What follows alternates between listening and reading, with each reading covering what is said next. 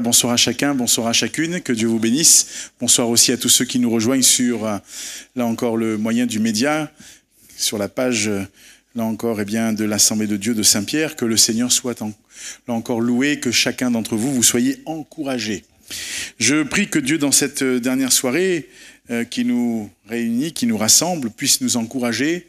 Nous voulons arriver à comprendre et surtout à mettre en pratique ce que nous avons découvert. Nous avons vu ensemble dans cette première soirée de mardi soir que Jonas était un homme qui avait là encore résisté et qui résistait à ce que Dieu lui avait dit. Il a fallu que le Seigneur brise cette résistance. Au travers du chapitre 2, nous avions vu que, envoyé dans une formation intensive de 3 jours, 3 nuits, 3 jours, dans le ventre d'un poisson, Jonas va rentrer en lui-même et va prendre conscience, quelque part, qu'à force d'avoir résisté à Dieu, il le ressent comme tel, et c'est comme tel qu'il le décrit, il a péché contre Dieu. Et son cœur est bouleversé. Son cœur est, j'allais dire, meurtri, parce qu'il se rend compte que ce qu'il a fait n'est pas bien. Il décrit sa foi, il proclame sa foi, il loue son Dieu, et il fera cette grande déclaration en disant, le salut vient de l'Éternel. Et puis dans le chapitre 3, nous avons découvert un homme qui finalement, Jonas le missionnaire malgré lui, qui finalement va accomplir la mission que Dieu lui a demandé de faire. Et nous avions terminé hier soir en priant aussi, en demandant au Seigneur de nous attirer dans ce lien de consécration, parce que je crois qu'il est important que chacun d'entre nous, nous comprenions que la mission à laquelle nous avons été appelés, vous et moi, Matthieu 28, versets 19 et 20, nous enjoint à faire des disciples. Et il faut que nous puissions faire ce que Dieu nous demande. Mais il est important pour cela que nous réalisions, bien sûr, combien il faut que nous soyons consacrés au Seigneur. Vous verrez que Jonas, et nous l'avons vu déjà hier soir, Jonas était plein de fou quand il est allé prêcher à Ninive maintenant. Il y a eu une deuxième possibilité pour lui d'accomplir la volonté de Dieu. Et pour les Ninivites, une seconde possibilité, parce que la première était, entre guillemets, malheureusement, ça n'a pas été facile. L'homme de Dieu refuse. Ninive a besoin d'entendre. Mais le Seigneur sait ce qu'il fait. Il ramène son serviteur pour qu'il puisse aller maintenant et qu'il puisse partager ce message. Alors, dans cette soirée, je prie pour que le Seigneur nous encourage. Et j'aimerais qu'on ouvre ensemble la parole de Dieu dans Jonas au chapitre 4. Jonas au chapitre 4. Et voilà ce que la parole de Dieu nous dit, très simplement. Je vous rappelle le verset 10 qui concluait le chapitre 3. Dieu vit qu'ils agissaient ainsi et qu'ils revenaient de leur mauvaise voie. Alors Dieu se repentit du mal qu'il avait résolu de leur faire et il ne le fit pas. Chapitre 4, verset 1. Cela déplut fort à Jonas et il fut irrité. Il implora l'Éternel et dit « Ah, Éternel, n'est-ce pas ce que je disais quand j'étais encore dans mon pays? C'est ce que je voulais prévenir en fuyant à Tarsis. Car je savais que tu es un Dieu compatissant et miséricordieux, lent à la colère et riche en bonté et qui te repent du mal. Maintenant, Éternel, prends-moi donc la vie, car la mort m'est préférable à la vie. » L'Éternel répondit « Fais-tu bien de t'irriter ?» Et Jonas sortit de la ville et s'assit à l'orient de la ville, là où il se fit une cabane et s'y tint à l'ombre jusqu'à ce qu'il vit ce qui arriverait dans la ville.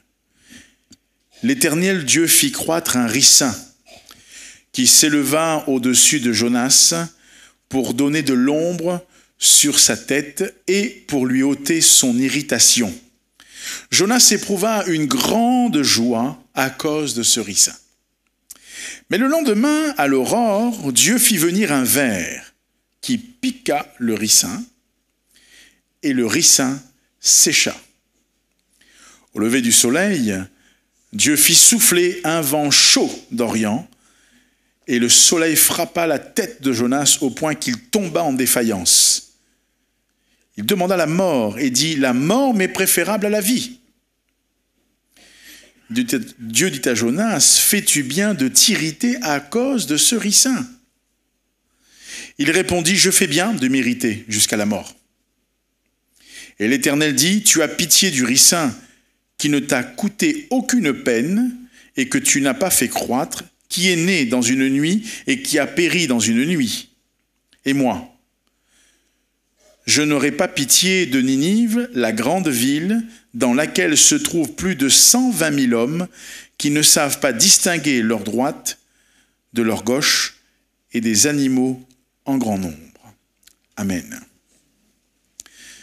Dans ce dernier chapitre, Jonas est rattrapé par quelque chose de particulier. Et vous allez garder ça à la pensée. Jonas est rattrapé par ce qu'il y a dans son cœur.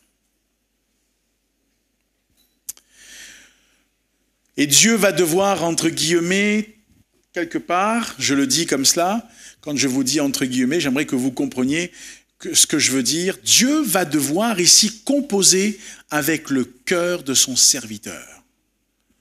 Il va devoir opérer une œuvre, et vous allez voir comment est-ce que le Seigneur va faire. Il va mettre en place un plan, une leçon pour qu'il apprenne. Qu'il apprenne que son cœur a besoin d'une transformation. Alors, le verset 1 nous dit, il nous parle du mécontentement, cela déplut fort à Jonas. Et la Bible, là encore, vient et dit qu'il fut très irrité. Il fut irrité. Quand la parole de Dieu dit que cela déplut fort à Jonas, je pense que nous comprenons bien, mais c'est quand même étrange, oui ou non? Sur la région de Saint-Pierre, vous avez 4 pasteurs. Quand les frères ont prêché, que des personnes ont levé la main et qu'ils ont reçu Jésus, est-ce qu'ils sont irrités? Non, ils sont pleins de joie. Ils sont heureux dans leur cœur, ils bénissent le Seigneur. Merci Seigneur. Et ils vont encourager ses amis. Ils vont les conduire, ils vont là encore les entourer. Ils vont faire en sorte que ces derniers puissent s'épanouir et grandir et maturer dans la foi, vous voyez? Mais c'est particulier. La Bible dit que cela déplut fort à Jonas, que la ville de Ninive se soit repentie. Que la ville de Ninive ait compris le message que Dieu leur avait adressé. Que les Ninivites, donc les Assyriens, et il y avait dans son cœur, et particulièrement là au fond de son cœur, une haine qu'il nourrissait à l'égard de ces Ninivites, et particulièrement des Assyriens. Ce peuple sanguinaire, je le répète, ce peuple qui était méchant, ce peuple qui était cruel, on peut comprendre ces choses, mais la parole de Dieu nous montre que dans son cœur, il y avait des choses qui n'avaient pas été réglées. La Bible dit qu'il fut très irrité. Il fut irrité, pardon. Non seulement, c'est étrange de voir un prédicateur qui est irrité quand quelqu'un répond à l'appel. C'est très étrange, ça, jamais vu. Mais, ce qui est intéressant de noter, c'est l'intensité avec laquelle Jonas déclare ces choses. Dans la langue originale, dans l'hébreu, il est mentionné une intensité qui est très forte. L'irritation n'était pas superficielle. Elle était notoire dans son cœur. Jonas, la Bible dit, cela déplut fort à Jonas et il fut irrité. Ce n'était pas une irritation de surface. Enfin, tu peux être un peu irrité, t'es là. Mais là, au fond de lui, ça vient de là, au fond de lui, ça sort. Alors il explique pourquoi il est en colère. Il explique pourquoi il y a dans son cœur, eh bien, cette agitation, cette irritation.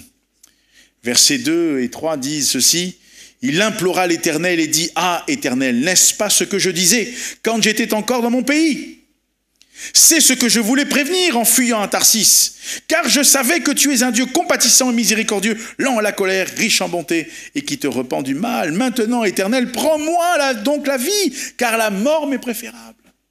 Il est tellement irrité, il est tellement dans son cœur agité, qu'il déclare quand même néanmoins que Dieu est un Dieu compatissant, lent à la colère, miséricordieux, et qui se repent du mal. Il le dit, mais s'il le dit, il y a quelque part quelque chose de très particulier. Il déclare quelque chose avec lequel il n'est pas d'accord au fond de son cœur dans l'application de ce qu'il vient de déclarer. Dieu est un Dieu, effectivement, qui est compatissant, miséricordieux, lent à la colère, riche en bonté et qui se repent du mal lorsque un homme, une femme, un pays, un peuple, une nation se tourne vers lui. Quand il est dit qu'il se repent du mal, Dieu accepte de changer, là encore, sa décision. Mais là, ce prédicateur, Jonas, le missionnaire, malgré lui, dans son cœur, ça ne c'est pas possible. Ce n'est pas possible. Pourquoi? Parce qu'il y a toujours du ressentiment envers ce peuple. Lui, ce qu'il voulait, c'est que Dieu vienne juger ce peuple et en finir avec ce peuple qui avait fait tellement de tort à sa nation et à son peuple. Mais, mes frères et sœurs, tellement qu'il est, là encore, dans l'irritation, tellement que son cœur est inondé par cette irritation, tellement que son cœur est quelque part enflé de cette irritation. La Bible dit, il dit encore au Seigneur, n'est-ce pas là ce que je disais quand j'étais encore dans mon pays? Tu te rends compte? T'aurais dû m'écouter, t'aurais dû me laisser partir, t'aurais dû me laisser aller à Tarsis. Pourquoi?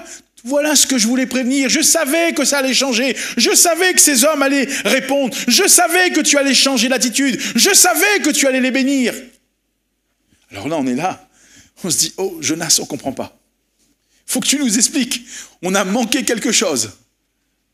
Alors non, on n'a pas manqué quelque chose.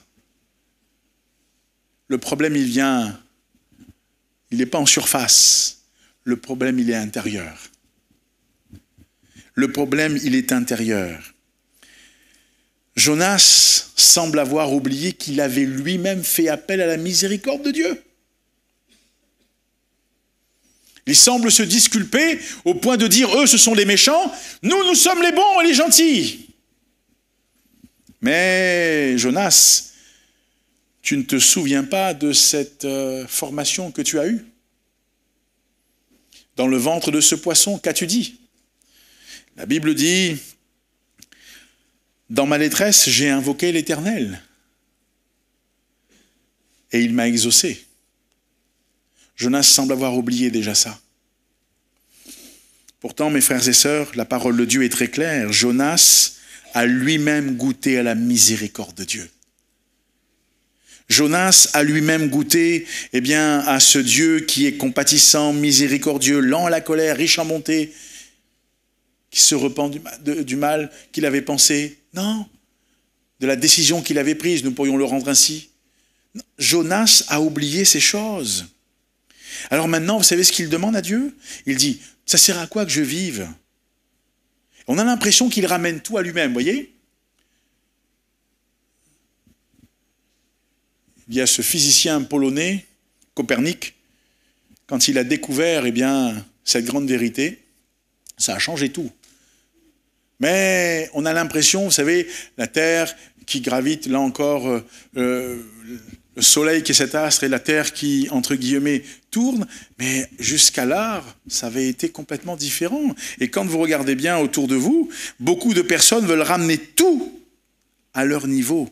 Ils veulent ramener tout, là encore, autour d'eux, et ils veulent que tout soit centré sur eux. On a l'impression que c'est un peu ça, parce que jusqu'à ce que Copernic arrive, là encore, au XVIe siècle avec sa théorie, et quelque part, ce qui a changé en notre façon de voir, de concevoir les choses, il y avait, là encore, cet astronome égyptien, Ptolémée, qui, lui, avait dit l'inverse. Cependant, tout ne gravite pas autour de nous-mêmes. Voyez-vous? On a besoin de comprendre cela. Si, entre guillemets, On voit, eh bien, là, dans le domaine naturel, ça gravite autour. Mais attendez, tout ne gravite pas autour de notre vie. Et c'est ce que Jonas avait besoin d'entendre. Qu'est-ce que tu fais, Jonas? Qu'est-ce que tu es en train de dire? Tu dis maintenant que tu veux mourir? Tu dis que maintenant tu veux, là encore, eh bien, que le Seigneur, eh bien, t'enlève la vie? Le repentir, le salut des habitants de Ninive est si douloureux pour toi? C'est si compliqué pour toi que tu préfères, eh bien, mourir? Tu préfères, là encore, eh bien, que ta vie soit ôtée? C'est ce que tu préfères, Jonas? Alors, qu'est-ce que va faire Dieu?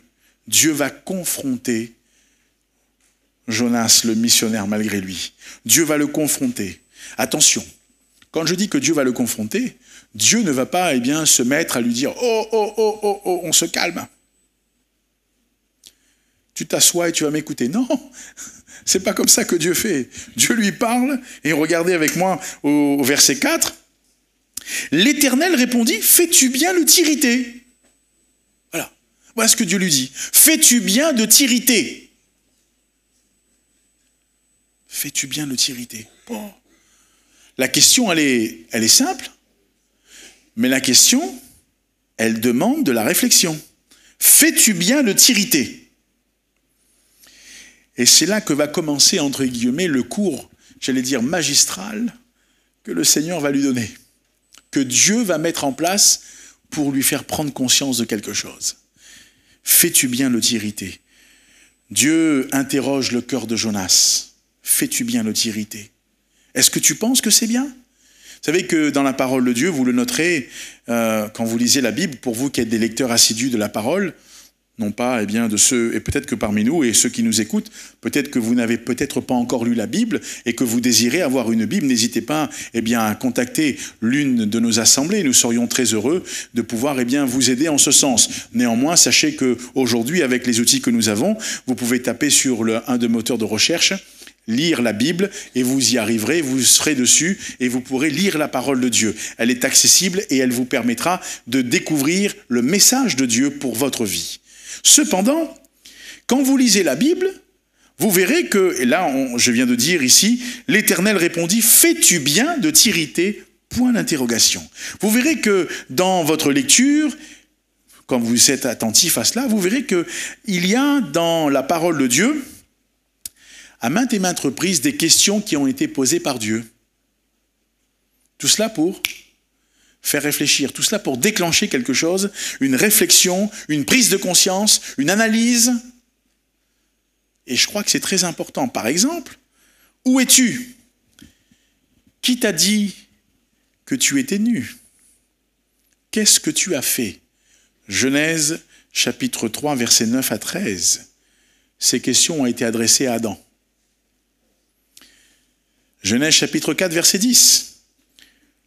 Où est Abel ton frère? Qu'as-tu fait?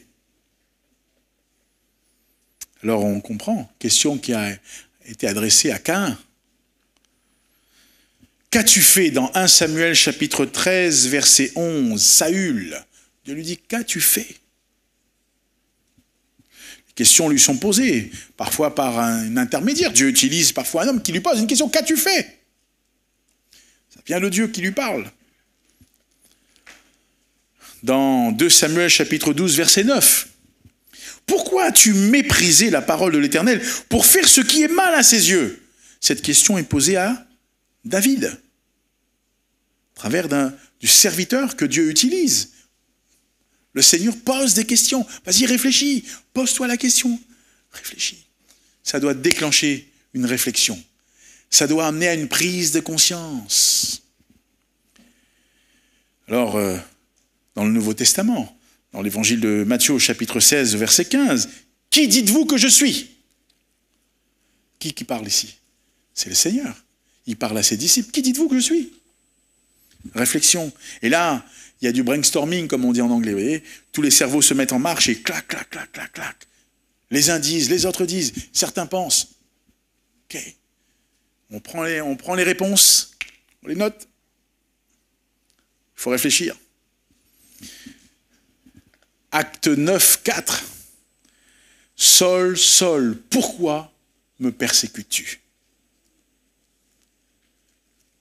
La voix du Seigneur qui parle à cet homme, Saul de Tarse, qui deviendra plus tard l'apôtre Paul.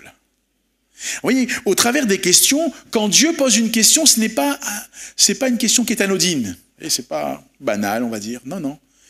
Il y a une intentionnalité. Une intentionnalité dans ce que Dieu dit. Alors la parole de Dieu dit, le Seigneur dit, fais-tu bien de t'irriter? Quand le Seigneur dit cela à Jonas, parfois, voyez-vous, dans nos vies, moi en premier, chacun d'entre nous, nous devrions nous poser parfois cette question. Faisons-nous bien de nous irriter? Peut-être une situation a surgi, tout d'un coup, faisons-nous bien de nous irriter? Posons-nous la question, on a besoin de réfléchir. Jonas,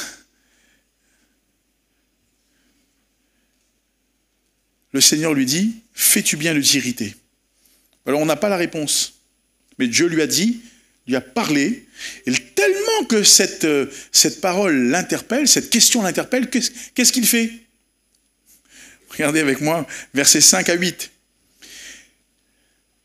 Et Jonas sortit de la ville. Qu'est-ce que c'est? Moi, je ne veux pas entendre ça, quoi. Je m'attends, je veux voir le jugement, je veux qu'il périsse. Alors il sort de la ville, il va s'asseoir à l'orient de la ville. Là, il se fit une cabane, il s'y tint à l'ombre jusqu'à ce qu'il vit ce qui arriverait à la ville. L'Éternel fit croître un ricin qui s'éleva au-dessus de Jonas pour donner de l'ombre sur sa tête et pour lui ôter son irritation. Jonas éprouva une grande joie. Il est heureux. Tout d'un coup, on lit qu'il est heureux, quoi. Jonas éprouva une grande joie à cause de ce ricin. Mais le lendemain, à l'aurore, Dieu fit venir un ver qui piqua le ricin et le ricin sécha. Au lever du soleil, Dieu fit souffler un vent chaud d'Orient et le soleil frappa la tête de Jonas au point qu'il tomba en défaillance et il demanda la mort et dit « La mort m'est préférable à la vie ». Alors, quand Dieu lui pose la question, il ne répond pas. Il part. Et là, avec son irritation, son cœur qui est plein d'amertume contre les Assyriens, et particulièrement les habitants de Ninive, qui l'a interpellé de la part de Dieu et qui ont répondu au message. Tout à l'heure, on l'a dit, sur la région, il y a 4 pasteurs, il n'y en a aucun, à mon avis, qui est irrité quand quelqu'un a donné son cœur au Seigneur. Tout le monde est dans la joie. Et même vous, frères et sœurs, quand vous voyez des personnes qui viennent sur l'estrade et qui témoignent, j'ai entendu l'évangile, Jésus, là encore, eh bien, un jour, s'est révélé à mon cœur et j'ai pris conscience de qui j'étais. Alors j'ai donné ma vie à Jésus, j'ai confessé mes péchés. Et depuis, je marche avec lui. Vous dites quoi? Mais pour qui Amen. J'espère que vous ne dites pas, mais pour qui il se prend celui-là? Non, non, on dit Amen. On bénit Dieu pour cela. Mais lui, il est irrité. Alors la Bible est très claire, elle décrit ce qui se passe. C'est que lui, il est persuadé, il semble espérer que la repentance de Ninive, des Ninivites, n'était pas suffisante pour retenir, entre guillemets, le courroux, le jugement de Dieu. Et il espérait enfin que la ville serait détruite et ses habitants, eh bien aussi détruits. Alors il est là, il attend. Il attend. Mais voyez comment Dieu est bon. Je vous rappelle que le Seigneur est en train de mettre en place, là encore, une leçon de vie pour lui. Il faut qu'il apprenne quelque chose. Eh oui ou non? Quand vous enseignez un cours, vous n'arrivez pas, vous débitez le cours, allez, c'est bien, merci, au revoir. On n'est pas ex-cathédra, hein. C'est fini ça. Quand on enseigne un cours, il y a une participation, puis il y a un objectif. À la fin de ce cours, vous devriez être capable de, et là, clac, clac, clac, clac, clac, clac, clac. Vous citez avec des verbes qui vous permettent de pouvoir affirmer, ça va crescendo. Vous voyez? Alors là, le Seigneur dit, ok, on va s'occuper de toi, mon ami. On va voir comment on va faire. La Bible nous dit que Dieu va faire croître un ricin qui va s'élever, une plante bien avec beaucoup de feuillage, pour donner de l'ombre sur sa tête et pour lui ôter son irritation. Le Seigneur dit, je ne veux pas te voir irrité comme ça, Jonas. Tu te rends compte de ce que tu viens de vivre? Tu viens de déclarer le message que je t'ai donné et la ville s'est tournée vers moi. Tu ne peux pas être irrité. Le Seigneur a préparé, il a préparé pour Jonas une bénédiction même dans son irritation, pour tenter de la ramener, pour tenter de l'interpeller. Fais-tu bien de t'irriter? Alors vous l'avez lu avec moi, hein? La Bible dit que quand il a vu, entre guillemets, ce ricin, ces feuillages bien touffus là sur sa tête, il était content là, le missionnaire. Jonas éprouva une grande joie à cause du ricin. C'est pas parce que les Ninivites s'étaient convertis, on va dire, qu'ils avaient compris, qu'ils s'étaient repentis, non, c'est à cause du ricin. Soit. Mais voyez-vous, le Seigneur a préparé pour lui cela pour, quelque part, l'apaiser quelque peu. Parce que Dieu veut lui parler. Comment vous parlez au cœur de quelqu'un qui est dans l'irritation, vous? C'est compliqué. Quelqu'un qui est irrité, vous devez d'abord l'écouter. C'est ce que le Seigneur fait. Le Seigneur le laisse parler de son irritation. Vas-y, parle. Maintenant, Dieu sait ce qu'il fait. Et la parole de Dieu, mes frères et sœurs, nous dépeint tout d'un coup un Jonas qui est heureux à cause d'un ricin. Pas à cause de la repentance des Ninivites, mais à cause d'un ricin. Jonas était content. Alors, vous savez, parce qu'il se dit tout, quand même, après toute la compassion que Dieu déploie pour les autres, enfin, il prend un peu soin de moi, quoi. J'extrapole peut-être, hein, je veux juste qu'on réfléchisse quelques instants autour de cela. Comment est-ce que dans son cœur, il y a autant d'égoïsme? Il pense à lui. Ah, il y a le ricin, c'est formidable. Ah, mais Dieu est bon. Bon, si on pense comme cela. Il a pensé, il s'est réjoui pour le ricin, voilà. Mais pour les Ninivites, alors là non. Hein. Eux, ils ne méritent pas. C'est dommage quand même. Le bonheur, eh bien, qu'il avait ici, de Jonas, était tout aussi charnel que sa colère. Voilà. C'est malheureux. C'est comme ça. Alors, voyez-vous, Dieu dit, bon, c'est bon, tu t'es réjoui, ça va. C'est calmé un peu. C'est descendu. Alors maintenant, le Seigneur va faire une chose intéressante. Au lever du soleil, il fit souffler un vent chaud. Tout à l'heure, en venant, on a eu un vent frais ici. Ça soufflait, je disais aux frères sur la route, si je lâchais le volant, je sentais que la voiture, elle partait un peu comme ça, on était dans la vitesse autorisée, mais je me dis, oh, ça souffle dehors, ça soufflait. Mais là, c'était un vent chaud. Et la Bible dit, un vent chaud d'Orient. Et le soleil frappa la tête de Jonas au point qu'il tomba en défaillance. Insolation. Il est fatigué, il n'en peut plus. Et Jonas, là, à ce moment-là, quand vous lisez le texte,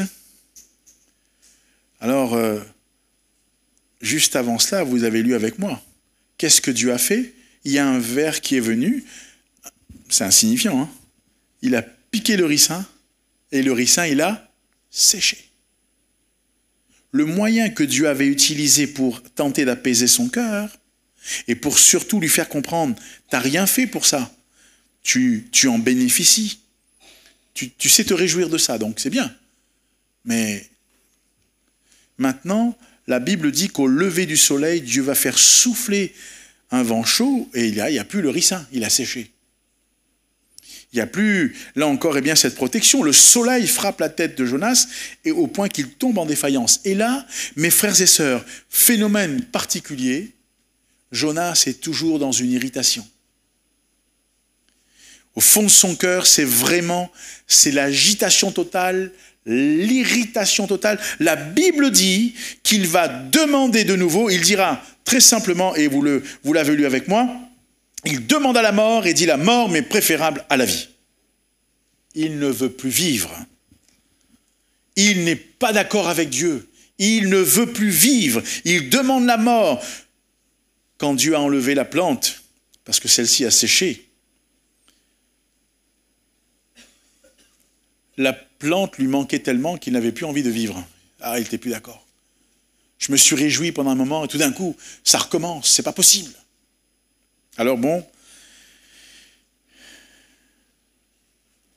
Jonas avait besoin d'apprendre une très grande leçon.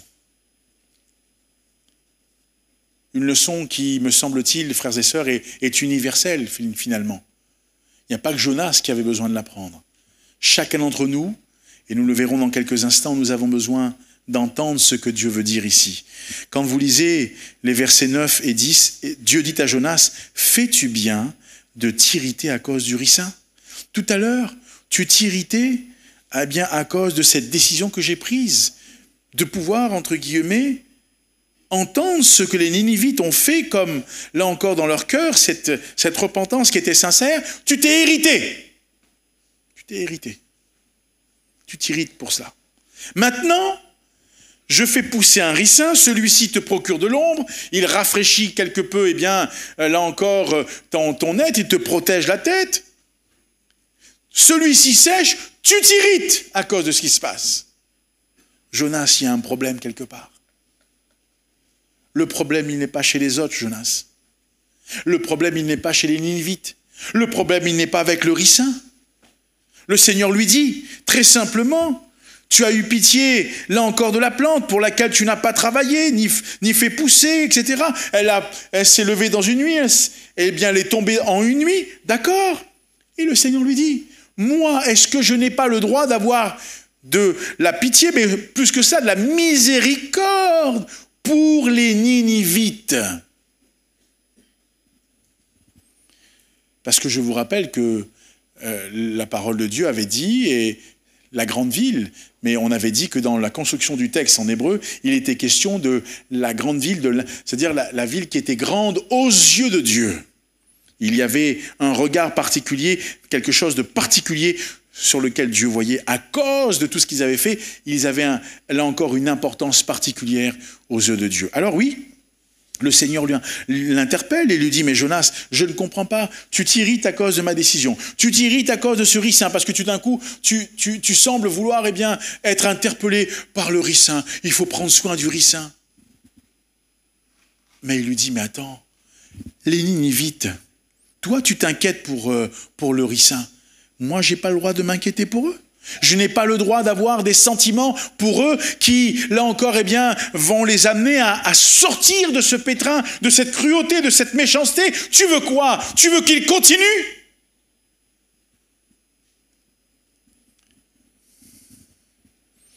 Le Seigneur lui dit qu'il y a dans cette ville des hommes qui ne savent, là encore, distinguer leur droite de leur gauche et des animaux en grand nombre. Ça veut dire qu'ils n'ont aucune capacité d'apporter un jugement spirituel. Il fallait que le Seigneur vienne et se révèle à leur cœur. Il fallait que le Seigneur fasse cette œuvre et qu'il se révèle à leur cœur. Alors, le Seigneur lui dit, est-ce juste pour toi d'être en colère à cause d'une plante? La réponse de Jonas, elle est impressionnante. Parce que, quelque part, quand vous voyez... il va oser répondre à Dieu ceci. Je fais bien de m'irriter jusqu'à la mort. Un peu comme, vous savez, un petit garçon un peu gâté pourri, comme on dit. Si, je fais bien de m'irriter jusqu'à la mort. On ne comprend pas, Jonas, on ne comprend pas, il faut que tu nous expliques. Et mes frères et sœurs, j'aimerais souligner ici 3 erreurs que Jonas a finalement pu commettre et que malheureusement nous pouvons commettre lorsque nous sommes en colère, lorsque nous ne sommes pas d'accord avec Dieu, lorsque nous fuyons ce que Dieu veut nous dire, lorsque nous refusons ce que Dieu veut nous dire, lorsque nous jugeons ce que Dieu a décidé, là encore, que lui, il ferait. Lorsque nous disons non, ça c'est pas la volonté de Dieu, ça c'est pas ce que Dieu veut, lorsque Dieu nous a déjà convaincus finalement, alors il y a des erreurs. Jonas, voyez-vous, à ce moment précis, il va cesser de servir Dieu et les autres. C'est terminé. Il veut la mort. Il désire la mort. Il ne veut plus servir Dieu. Il ne voit même pas l'intérêt et la joie qu'il a de pouvoir servir ce Dieu vivant et vrai. Première erreur, c'est qu'il n'a plus le goût de servir Dieu et les autres, par voie de conséquence. Jonas, quand vous regarderez, il quitte la ville, il va dans un lieu sécure, et il va se sécuriser entre guillemets, et il est là, il se sépare des autres. quand tu es dans l'irritation, quand tu es dans l'amertume, premièrement, tu cesses de servir Dieu, tu cesses de servir les autres, tu te coupes des autres. Vous voyez? Tu te coupes des autres. Et puis, malheureusement, tu deviens un spectateur. Tu n'es plus impliqué. Oh, Jonas, c'est terminé, hein, lui. Il devient un spectateur. Alors le Seigneur dit, quand on lui pose la question, vous voyez ces 3 erreurs qu'il ne faut pas que nous puissions commettre, mais que parfois, malheureusement, eh bien, nous commettons, que Dieu nous en préserve et nous garde. Quand il dit « je fais bien de mériter jusqu'à la mort », ce sont là les derniers mots de Jonas qui sont enregistrés dans ce livre, écrit. Je fais bien de mériter jusqu'à la mort.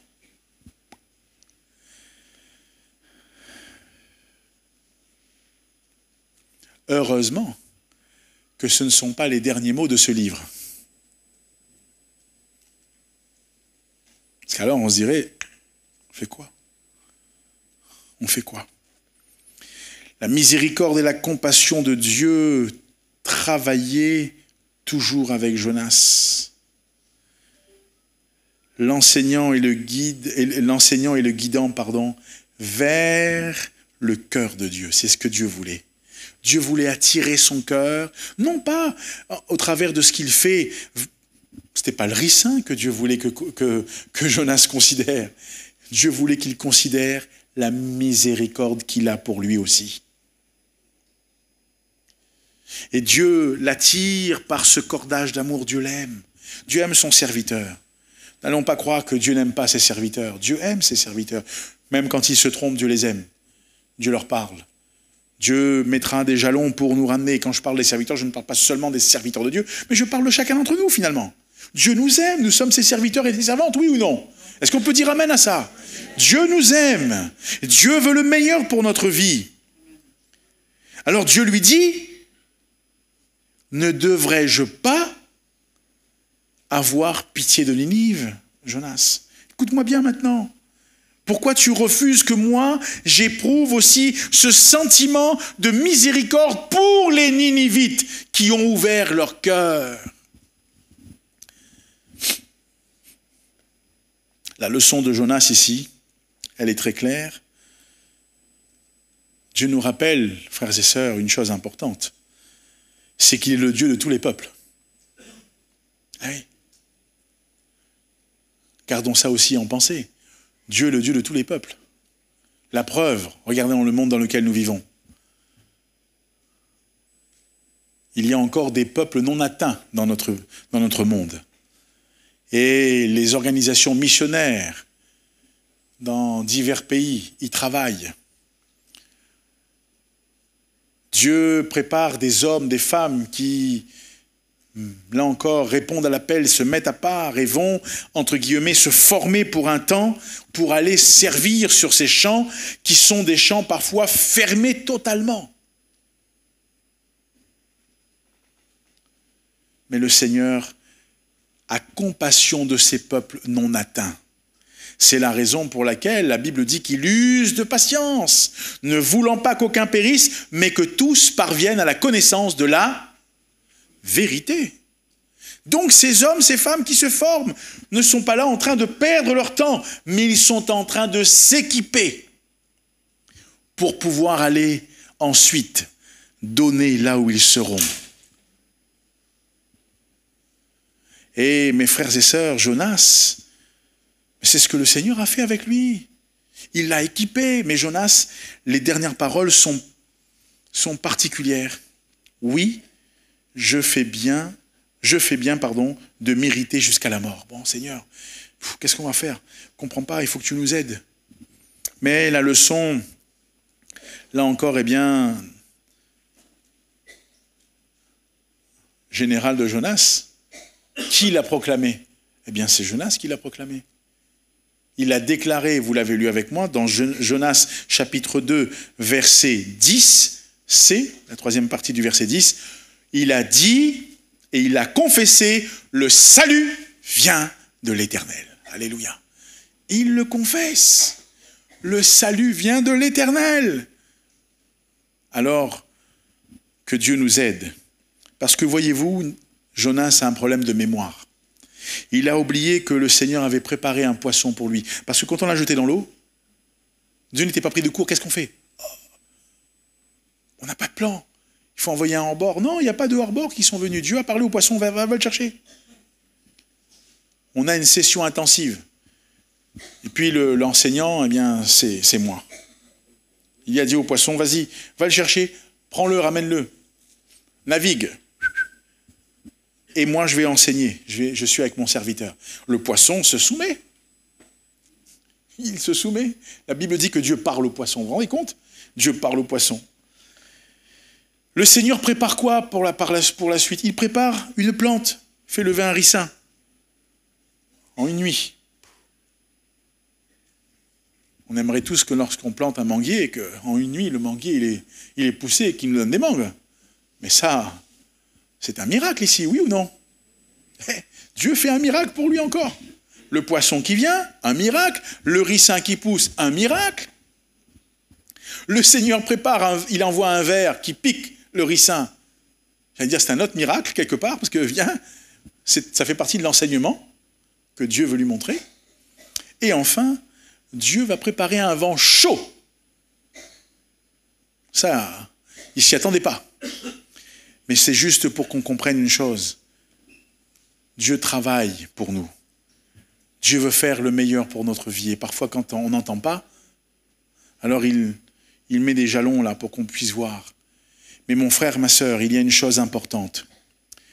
Dans cette soirée, j'aimerais qu'on retienne ceci.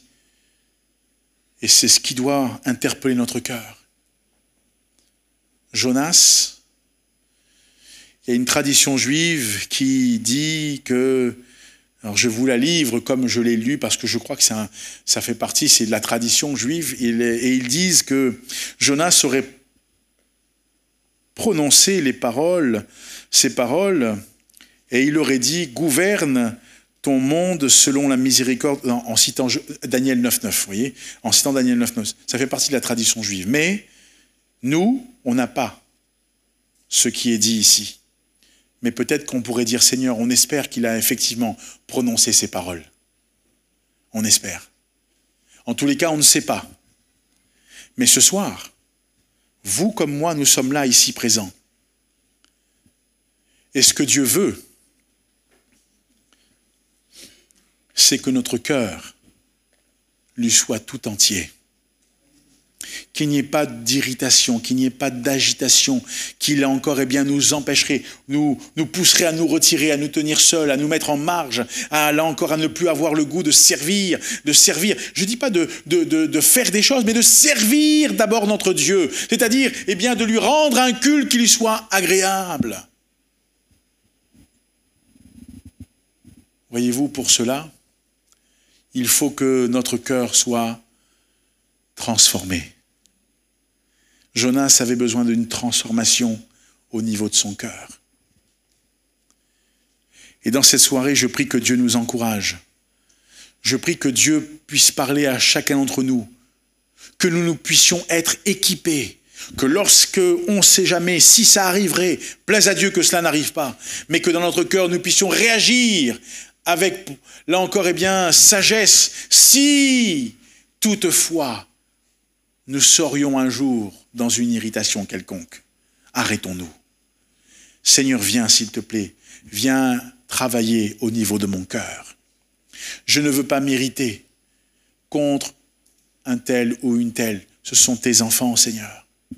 Mais donne à mon cœur d'être entièrement, là encore, ouvert et que tu puisses toi-même faire l'œuvre qui est la tienne. Et le Seigneur se manifestera. Dieu glorifiera son nom et Dieu se manifestera puissamment. Alors nous allons bien nous recueillir si vous le voulez bien. J'aimerais qu'on réfléchisse très simplement à ce que, là encore, nous avons entendu et que nous puissions, dans quelques instants, je ne sais pas si on va laisser la place maintenant à notre frère Joël Masséna, mais si le cas est, là encore, c'est comme ça qu'il se prépare. Mais j'aimerais que nous puissions réfléchir ce soir. Que nous puissions réfléchir et dire, Seigneur, voilà, ce qu'on veut, c'est que notre cœur ne sois pas comme Jonas, comme celui qu'a émis Jonas. Rappelez-vous, le missionnaire malgré lui. Mais Dieu a parlé à son cœur. Nous ne savons pas ce qui s'est passé. Et nous disons, plaise à Dieu que les choses ont changé, que Jonas puisse avoir, eh bien, là encore, avoir donné une autre approche de ce qu'il avait vécu, de ce qu'il vivait. Qu'il ait changé dans son cœur. Nous ne savons pas. Mais ce soir, nous pouvons, dans notre cœur, prendre, là encore, eh bien, une décision.